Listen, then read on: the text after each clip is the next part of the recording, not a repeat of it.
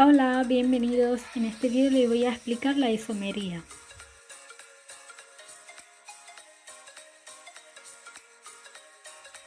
A lo largo del vídeo voy a hablar de estos puntos. Primero de todo, qué es un isómero, tipos de isomería y luego más profundamente explicaré todos los tipos de isomería. ¿Qué es un isómero? Se dice que dos compuestos son isómeros cuando, siendo diferentes, responden a la misma fórmula molecular, es decir, tienen fórmulas moleculares idénticas y el mismo número de átomos de cada elemento, pero tienen distintas disposiciones de átomos en el espacio. Esto se debe a que los mismos átomos están reagrupados de modo distinto y constituyen por lo tanto dos moléculas diferentes, lo que provoca es que tengan diferentes propiedades físicas o químicas.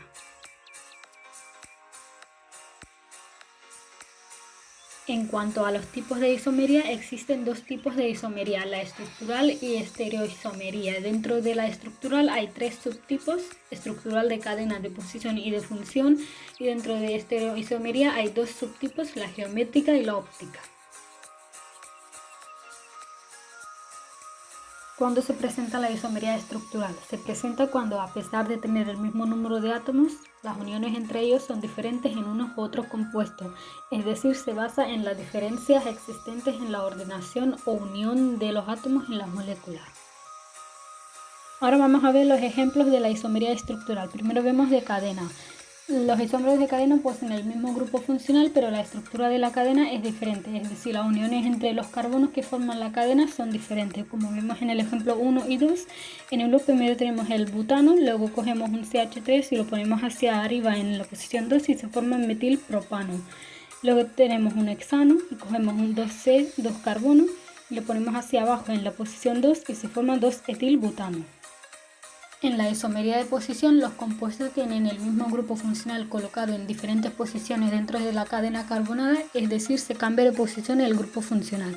En el ejemplo 1 se cambia de posición el CO, que es un grupo funcional llamado cetona, y en el ejemplo 2 se cambia de posición el cloro, que también es un grupo funcional en este caso. La isomería de función solo existe entre alcohol éter y cetona aldehído. Si tenemos el alcohol, como vemos en el ejemplo 1, se cambia a éter, y en el ejemplo 1, en los dos casos podemos ver el número de carbono, hidrógeno y oxígeno es el mismo. Si tenemos la cetona, se cambia a aldehído, como vemos en el ejemplo 2, y en el ejemplo 2 también el número de carbono, hidrógeno y oxígeno es el mismo en los dos casos. Ahora vamos a ver la estereoisomería. La estereoisomería la presentan aquellas sustancias que con la misma estructura tienen diferente distribución espacial de los átomos. Es decir, los estereoisómeros poseen los mismos átomos, las mismas cadenas y los mismos grupos funcionales, pero difieren en algunas de sus orientaciones espaciales. Y ahora vamos a ver los ejemplos de estereoisomería. La isomería geométrica es característica de aquella sustancia que presenta un doble enlace carbono-carbono y es debida a que no es posible la libre rotación alrededor del eje del doble enlace. Las distribuciones espaciales posibles son dos, la forma cis y la forma trans. En la forma cis, los sustituyentes iguales de los dos átomos de carbono afectados por el doble enlace se encuentran situados en la misma región del espacio con respecto al plano que contiene el doble enlace, como vemos en el lado izquierdo del ejemplo 1. Y en la forma trans, los sustituyentes afectados se encuentran en distinta región del espacio, como vemos en el lado derecho del ejemplo 1. La isomería óptica la presentan los isómeros que poseen idénticas propiedades tanto físicas como químicas y se da en moléculas con átomos de carbono asimétricos, es decir, unidos a 4 sustituyentes distintos. Como vemos en el ejemplo 1, allí la molécula sí presenta la isomería óptica porque el carbono está unido a 4 sustituyentes diferentes, el hidrógeno, el etil, metil y el ácido. Y cuando una molécula sí presenta la isomería óptica, siempre hay que poner un asterístico en el carbono para indicar que es el carbono principal. Y en el ejemplo 2, la molécula no presenta la isomería óptica ya que el carbono está unido 2 veces al metil.